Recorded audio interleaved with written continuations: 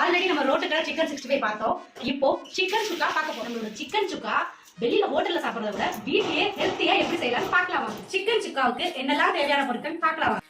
தக்காளி, வெங்காயம், இஞ்சி பூண்டு, ரெட் சில்லி பவுடர், ஜீரகத்தூள், உப்பு தேவையான அளவு, கரம் மசாலா, மஞ்சத்தூள் தேவையான அளவு, மரச்செக்கு நல்லெண்ணெய்,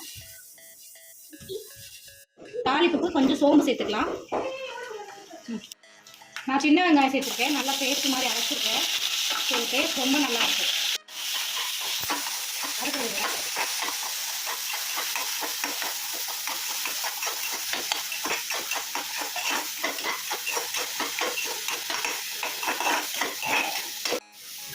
வெங்காயம் நல்லா வதங்கிடுச்சு. கொஞ்சம் தேவையான அளவு இஞ்சி பூண்டு சேர்த்துக்கலாம்.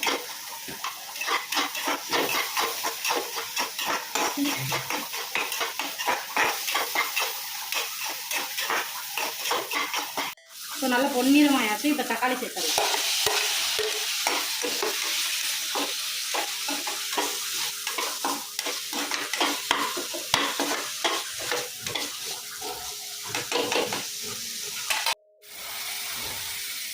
ஃபஸ்ட்டு நம்ம மஞ்சத்தூள் சேர்த்துக்க போகிறோம். அப்புறம் ரெட் சில்லி பவுடர் சேர்த்துக்க போகிறோம்.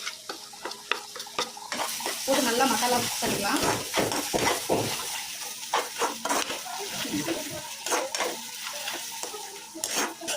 நம்ம எடுத்து வச்ச எல்லா மசாலாவும் சேர்த்துக்கலாம்.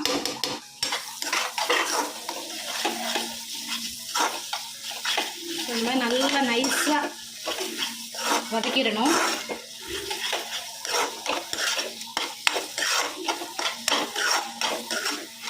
சுக்கா செய்யறதுக்கு ஒரு டிப் இருக்கு. என்னன்னா, வெறும் சிக்கனை ஒரு நார்மல் ஆயில் ஊத்தாம கடாயில இது எல்லாத்தையும் போட்டு லைட்டா டோஸ்ட் பண்ணிக்கணும். போடும்போது அது இன்னும் நமக்கு டேஸ்டா வரும்.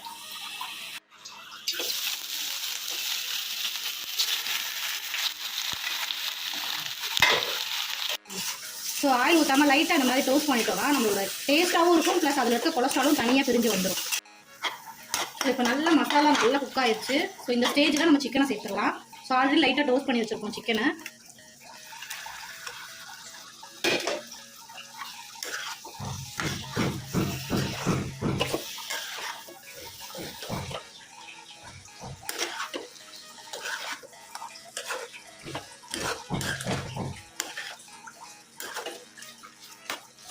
ஒரு 10 மினிட்ஸ் அப்படியே மூடி வச்சிடலாம்.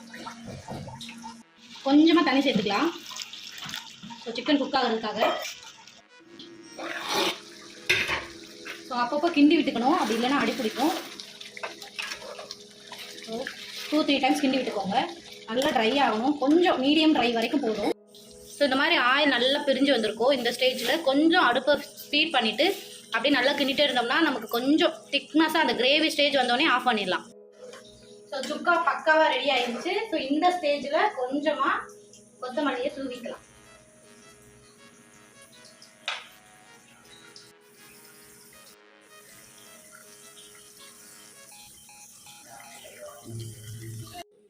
சுக்கா பக்காவாக ரெடி ஆயிடுச்சு. நீங்களும் ட்ரை பண்ணிட்டு எப்படி இருக்குன்னு கமெண்ட்ல சொல்லுங்க.